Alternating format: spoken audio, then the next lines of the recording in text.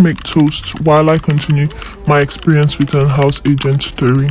If you missed part 1, go to my last post. So when the POS lady said that, I turned to the agent to tell him, "So you deceived me." He now looked at the POS agent with a very angry face and said, "I told you I charged my phone in the room you paid for yesterday." I still didn't believe, so I walked up to the landlord because he was still around to ask him. And he said, "Don't you see a wire from the pole to the house?" And I was like, "Okay." And I paid the agent and left.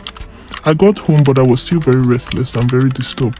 So I called my dad and mom and told them about it. And my dad said I should go back to the POS lady alone and talk to her. If it's true, I should go to the landlord and ask him for a refund. So later that day, I went to the POS lady. She explained that the transformer has been spoiled for months and no one is doing anything about it. And she said she doesn't want any trouble. Since I have paid, I should just manage the house.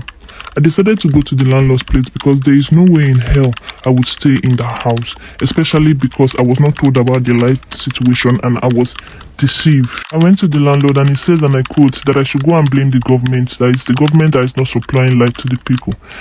Guys, follow for part 3. Thank you.